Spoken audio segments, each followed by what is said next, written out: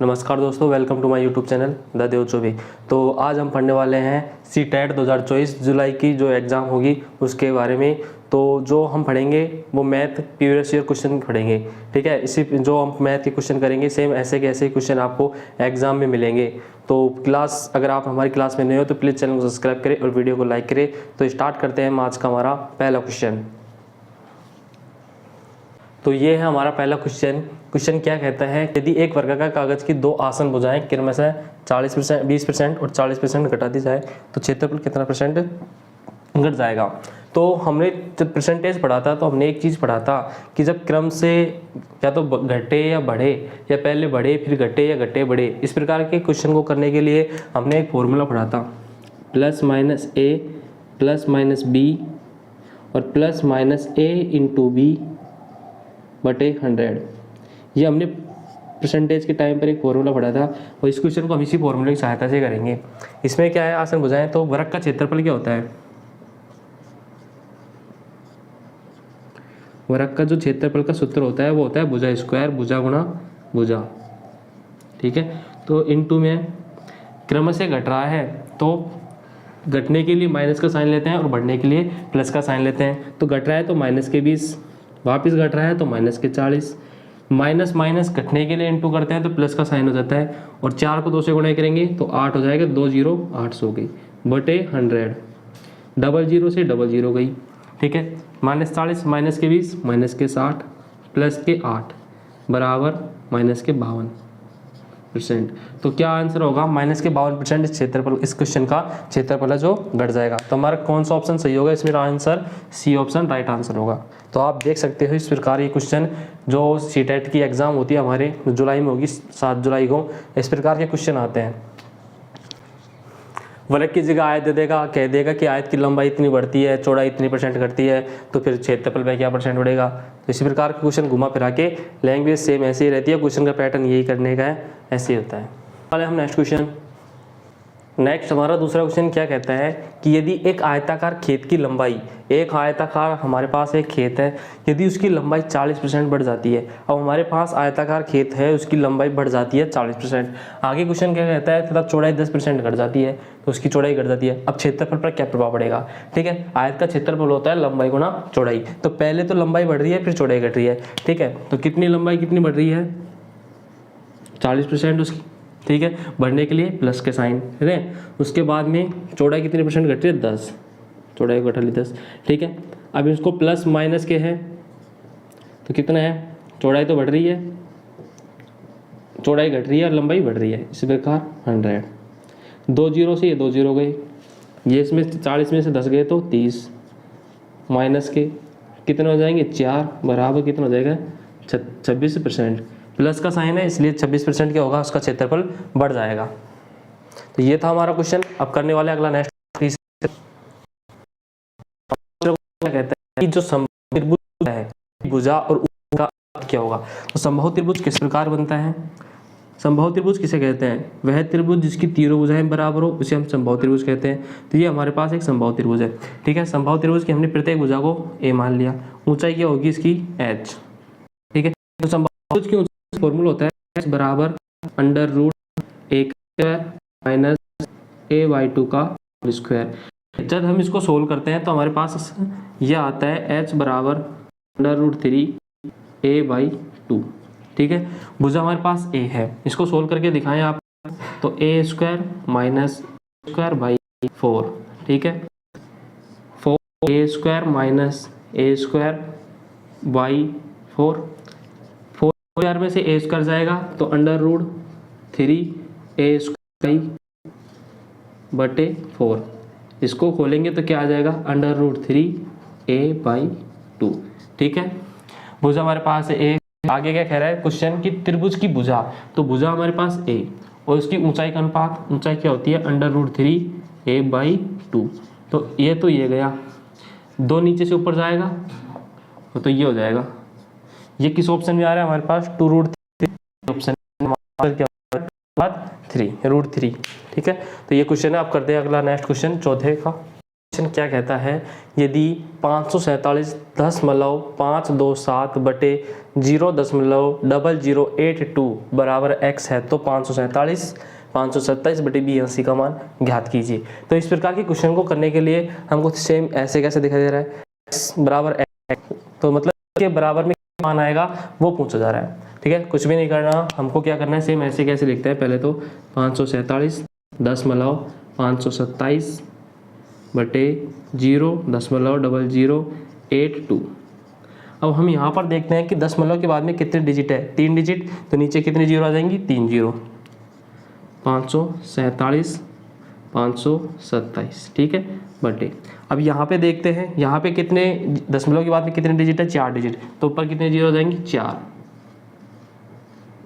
ठीक है, 3 डिजिट थी दशमलव के बाद में, तो 3 जीरो आ जाएंगे यहाँ पर। अब क्या करते हैं, इन 3 जीरो से ये 3 जीरो जाती है।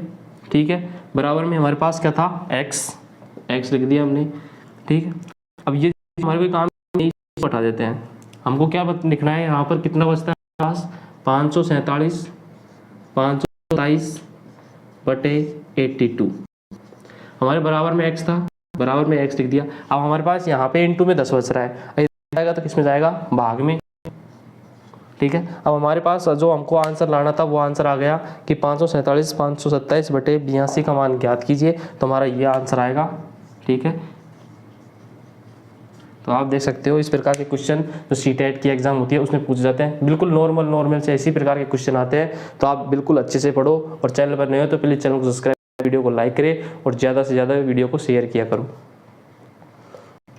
तो आप देख सकते हो अब करने वाले हैं नेक्स्ट क्वेश्चन। हमारा अगला नेक्स्ट क्वेश्चन 5वां क्या कहता है कि यदि दिए गए चित्र में तो कौन सा चित्र दिया गया हमको, ये इस प्रकार का त्रिभुज वाला। ठीक है, इसमें PS बराबर, जो PS भुजा है वो SR के बराबर है और SQ के बराबर है। ठीक है, आगे क्या कहता था, कोण SPQ, तो कितने डिग्री का दिया गया है हमको, 54 डिग्री का। आगे क्या कहता है, तो कोण Q बराबर x, तो मतलब हमको ये x डिग्री का मान ज्ञात करना है। हम किस प्रकार करते हैं, इस क्वेश्चन को करने के लिए हमको 2 चीज़ याद होनी चाहिए। एक तो त्रिभुज के तीनों कोणों का योग कितना होता है, ये ध्यान होना चाहिए। त्रिभुज के 2 अंतः कोणों का योग एक बहिष्कोण के बराबर होता है, ये भी याद होना चाहिए। तो पहले हम क्या करते हैं, जब किसी त्रिभुज की 2 भुजाएं बराबर दी गई हों तो उसके सामने वाले कोण भी बराबर होंगे। तो हम पहले इस छोटे वाले त्रिभुज की बात करते हैं। इस छोटे वाले त्रिभुज में हमको इस वाले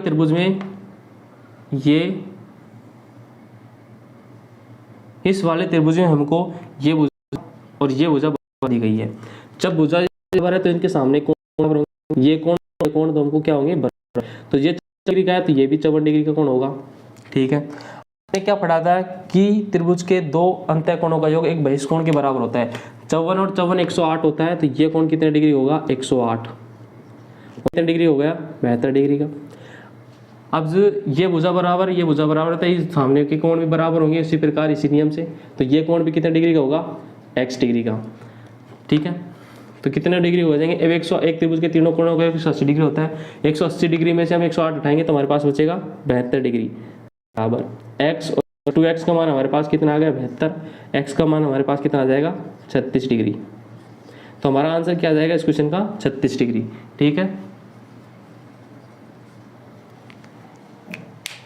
कहता है कि 57.12% की तुल्य भिन्न है। ठीक है, इस क्वेश्चन को हम क्या करेंगे, ऑप्शन से करते हैं। ऑप्शन में हम क्या देखते हैं, सभी के हर में 625 दिया गया है। ठीक है भाई, पहले तो इसको लिखते हैं 57.12% को, 57.12% को। अब हम दशमलव के कारण 2 जीरो नीचे बढ़ाएंगे, परसेंट के कारण भी 2 जीरो नीचे बढ़ाएंगे, क्योंकि प्रतिशत के कारण 100 आता है। तो इसको लिखेंगे 57.12, दशमलव के कारण 2 जीरो, दशमलव के बाद में 2 डिजिट है, परसेंटेज के कारण 100। ठीक है, अब हमको हर में 125 है, तो 625 से इसमें नीचे 2 1000 बन रहा है हमारा, इसमें हम 625 का भाग देके देखते हैं। तो इनका भाग देखेंगे तो हमारे पास आता है 16, और 16 का भाग हम फिर इसमें देख के देखते हैं कि 16 का भाग इसमें कितने बढ़ जा रहा है। तो 16 का भाग 57 में देंगे तो हमारे पास जाएगा 357 बटे 625, कि हर में सभी में 625 है, तो ये क्वेश्चन ऑप्शन से होगा। तो 357 बटे 625 ऑप्शन में आ रहा है ए में, तो राइट आंसर हो गया। ठीक है, तो इस प्रकार के क्वेश्चन आते हैं। अब करेंगे क्वेश्चन 7वां। नेक्स्ट हमारा 7वां क्वेश्चन क्या कहता है कि यदि 2x minus 13, 2x minus 11, 2x minus 9, 2x minus 7 क्रमागत है। ठीक है, तो हमने क्या पढ़ा था कि जब हम सम संख्या में से एक विषम संख्या को करते हैं तो हमारे पास एक क्या आती है, विषम संख्या आती है। जैसे हम 2x, x का मान जब किसी भी संख्या को हम गुना करते हैं तो हमारे पास हमेशा सम संख्या आएंगी। चाहे आप किसी भी संख्या को 2 से गुना करके देख लो, कितनी भी विषम संख्या को हमेशा आप 2 से गुना करोगे तो हमारे पास ऑलवेज सम संख्या आएगी। ठीक है, तो x का मान कुछ भी रख के देख लो चारों उसमें, तो हमारे पास एक विषम संख्या आएगी। तो इसका ऑप्शन क्या होगा, बी ऑप्शन। ठीक है, कि जब कभी हम एक सम संख्या में से एक विषम संख्या को उठाएंगे तो हमारे पास ऑलवेज विषम संख्या आएगी। तो ये हमारा क्वेश्चन होता है 7वां। करते हैं 8वां क्वेश्चन। नेक्स्ट क्वेश्चन 8वां क्या कहता है कि 25 minus P square minus Q square minus 2pq का गुणनखंड क्या होगा। ठीक है, का गुणनखंड क्या होगा। तो इस क्वेश्चन को करने के लिए हम क्या करते हैं, पहले तो हम 25 एजिटिक लिखते हैं ऐसे कैसे, इन तीनों में से माइनस कॉमन लेते हैं तो क्या आएगा, P square plus Q square plus P Q. ठीक है, अब ये p प्लस क्यू की होल स्क्वायर का हमारे पास एक सब समीकरण बन जाती है 25 minus P plus Q whole. ठीक, इसको खोलेंगे तो हमारे पास यही आएगा a प्लस बी का होल स्क्वायर से। ठीक, अब ये हमारे पास क्या बन गया, A square minus B square का फॉर्मूला बन गया। तो इसको हम कैसे लिखते हैं, ए प्लस बी और ए माइनस बी। ठीक है, इसको हम लिख सकते हैं 5 का square minus P plus Q का स्क्वायर। ठीक है, अब ये कौन सा फॉर्मूला बन गया हमारे पास, ए स्क्वायर माइनस बी का स्क्वायर। तो इसको इस प्रकार लिखते हैं, तो इस प्रकार लिखेंगे ए के स्थान पर ये और बी के स्थान पर ये। तो पहले तो प्लस के लिए लिख लेते हैं, तो 5 प्लस पी प्लस क्यू। फिर माइनस के लिए लिखेंगे तो 5 माइनस पी माइनस क्यू, क्योंकि बी इसको अगर माइनस से गुना करेंगे तो दोनों गुना होंगे, इसलिए हमारे पास ये ऑप्शन होगा, ये आंसर है। तो आप देख सकते हो इस प्रकार इस क्वेश्चन को। हमारे पास अगला 9वां क्वेश्चन क्या कहता है कि 13 की पावर 2003 में इकाई के स्थान पर क्या आएगा। मतलब जो लास्ट में, मतलब 13 की पावर 2003 पर हम इसको खोलेंगे तब इकाई के नंबर का कौन सा डिजिट आएगा। ठीक है, तो इस प्रकार के क्वेश्चन को करने के लिए हम क्या करते हैं, जो हमारे पास जो पावर दी जाती है उसमें हम 4 का भाग देकर देते हैं, और जो हमारे पास लास्ट में जो शेष है उसको जो दी गई संख्या होती है उसकी पावर लगा के उसका आंसर निकालते हैं। तो पहले हम हमारा क्या काम रहेगा कि 2003 में हम क्या करेंगे, 4 का भाग देके देखते हैं। ये टॉपिक है नंबर सिस्टम का, कंसेप्ट हमने नंबर सिस्टम में पढ़े थे। ठीक है, 13 पावर 2003 में भाग देके देखते हैं 4 का। 13 की पावर 2003 में हम 4 का भाग देंगे तो हमारे पास आएगा 3। ठीक, 2003 में हम 4 का भाग देंगे हमारे पास क्या आएगा, शेषफल 3 शेष।